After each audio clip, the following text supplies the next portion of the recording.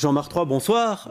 Vous êtes notaire et dans un bilan que vous venez de publier, on constate qu'un couple sur 4 seulement signe un contrat de mariage. Comment ça se fait ça ? Il y a peut-être plusieurs raisons qui peuvent expliquer ces statistiques. D'une part, peut-être par manque d'informations. Les gens ne sont pas toujours au courant de la possibilité de venir chez leur notaire, en tout cas prendre leurs renseignements. Ça, c'est la première chose. Le fait de passer la porte d'une étude de notaire ne vous engage pas à devoir signer un contrat obligatoirement. Mais je crois que c'est toujours bon d'avoir effectivement les renseignements pour savoir quelles sont les conséquences. Parce que se marier, il y a tout la fête qu'il y a autour, et c'est très important. Mais c'est aussi par romantisme peut-être, parce qu'on n'y pense pas effectivement à ce moment-là, qu'on se dit que rien ne peut nous arriver parce qu'on aime la personne qu'on va épouser. Peut-être, mais raison de plus peut-être aussi, dans certains cas, c'est qu'on aime son futur conjoint, de le protéger d'une certaine manière, et signer certains types de contrats de mariage permet de protéger son conjoint. Oui, mais ça veut dire que si on ne signe pas de contrat de mariage, c'est par défaut, c'est la communauté des biens. Ça veut dire quoi ça ? Ça veut dire que toutes les économies et tous les revenus que vous allez obtenir une fois que vous êtes marié tombent dans un pot commun qui est la communauté, comme vous venez de le dire. Mais ça veut dire également que lorsque vous avez des dettes, on prend dans le patrimoine commun. Donc on ne fait pas attention pour savoir si c'est un époux ou l'autre époux qui a une dette ou qui a apporté quelque chose dans ce pot commun. Oui, alors vous le dites justement, autant se renseigner pour savoir les tenants et aboutissants de ces différents contrats. Vous conseillez quoi, vous ? Est-ce que vous donnez une indication aux futurs époux ou vous leur dites non, faites votre choix de toute façon, mais je vais vous donner tous les éléments ? Alors, ce n'est pas à moi de décider pour les gens, évidemment. Chaque cas est différent. On est là pour informer un maximum les gens. Il faut leur expliquer quels sont les avantages, les inconvénients. Alors, il est certain qu'on pose toujours la question du contexte dans lequel les gens se trouvent. Est-ce que c'est une première union ? Est-ce que c'est une deuxième union ? Est-ce qu'il y a des enfants d'une première union ? Quel type d'activité l'un ou l'autre exerce ? Et donc, ça peut avoir une influence. Et donc, on peut peut-être attirer plus l'attention des gens sur certains points, mais ce n'est pas nous qui décidons, comme dans les autres matières que nous traitons. Ouais, parce que quand on signe un contrat de mariage, là, c'est clair, 70% des époux choisissent, ou des futurs époux choisissent la séparation des biens. 70% des gens qui concluent un contrat de mariage. Oui, qui concluent, c'est bien ce que j'ai dit. C'est pas la même chose. Comme vous l'avez dit en introduction, il y a 3/4 des gens qui ne concluent pas de ce contrat de mariage.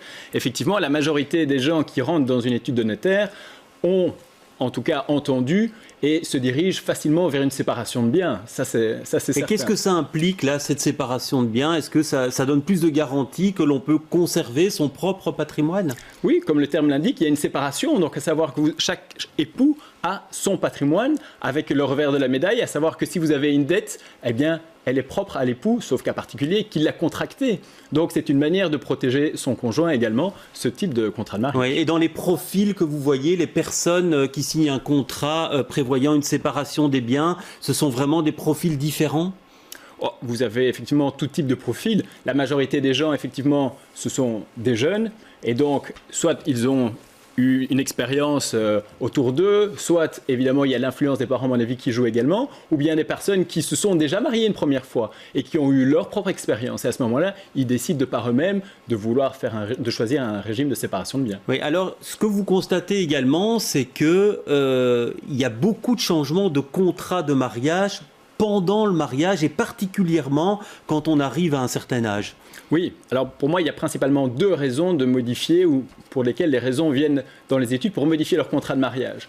Un, parce qu'ils se rendent compte qu'effectivement, le régime de communauté, qui est le régime par défaut, s'applique à eux alors qu'ils n'en avaient pas du tout connaissance. Et donc à ce moment-là, ils se disent « Ah, il est peut-être temps de rectifier la situation ».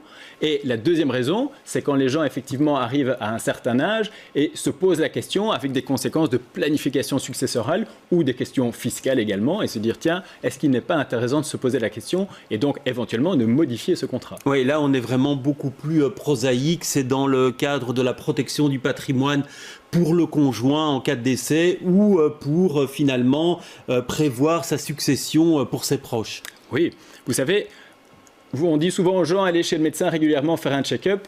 C'est exactement la même chose pour votre contrat de mariage. Vous faites votre contrat de mariage alors que vous avez déjà 50 ou 60 ans, vous l'avez fait il y a 20, 30 ou 40 ans.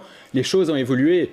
Votre situation a évolué, la loi a évolué, votre famille, votre volonté a évolué. Donc, c'est toujours bon, à mon avis, d'aller régulièrement pousser la porte de l'étude de votre notaire pour dire est-ce que ce que j'avais choisi à l'époque correspond toujours à ce qu'il y a de mieux pour moi et à ce que je souhaite au jour d'aujourd'hui? Oui. Alors vous parlez de problèmes d'information, en tout cas de manque d'information. Vous avez vraiment cette impression-là aujourd'hui que les gens finalement ne s'informent pas pour une chose qui est quand même, qui peut avoir des conséquences et qui est très importante.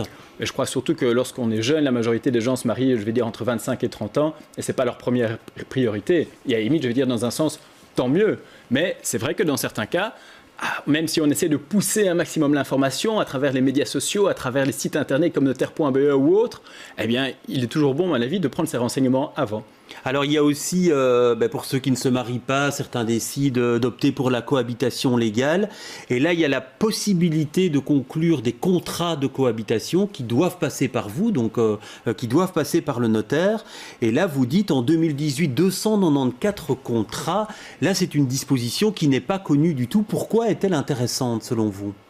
Parce que ça permet de régler un certain nombre de choses. Les gens considèrent qu'une fois qu'ils ont fait leur cohabitation légale, c'est comme s'ils étaient mariés. Or, la loi ne prévoit pas ça du tout. Les règles de protection de deux époux qui sont sous le régime de cohabitation légale n'apportent pas les mêmes protections que lorsque vous êtes mariés. Lorsque un cohabitant légal décède, la loi prévoit que le survivant peut rester dans le logement familial ou peut le louer et en toucher les loyers, mais ça se limite à ça. Et donc, il y a des tas d'autres règles qui permettent de protéger les cohabitants légaux. Et même si malheureusement l'entente entre les deux ne va plus bien, ou si l'un des deux a des problèmes financiers, on peut déterminer un certain nombre de règles. On peut déterminer qui est propriétaire de quoi, vous pouvez faire un inventaire, on peut déterminer qui participe à concurrence de combien dans le couple. Donc il y a toutes des règles qui ne sont pas prévues spécialement dans la législation, mais qu'on peut prévoir par un contrat de cohabitation. Ouais, et donc là, c'est vraiment un manque flagrant d'informations. Selon vous, est-ce qu'on peut être dans ce contrat de cohabitation aussi précis et aussi pointilleux que dans un contrat de mariage? Bien sûr, vous pouvez prévoir un maximum de choses. C'est un contrat, donc tant que les deux parties sont d'accord, vous prévoyez ce que vous voulez. Évidemment, il y a certaines règles que vous ne pouvez pas dépasser, comme l'ordre public ou autre. Ouais. Sinon, vous prévoyez ce que vous voulez. Alors, juste une dernière question par rapport au coût d'un changement de contrat de mariage. On imagine que forcément, l'État y prend sa part. Et donc, est-ce que c'est une formalité qui coûte beaucoup d'argent, un changement de contrat de mariage? Oui, et je surenchéris en disant que modifier son régime matrimonial ou modifier son contrat de mariage coûte souvent bien plus cher que de faire un contrat de mariage avant le jour J du mariage. Parce que vous choisissez votre contrat de mariage, il y a un certain nombre de règles qui sont établies et elles s'appliquent.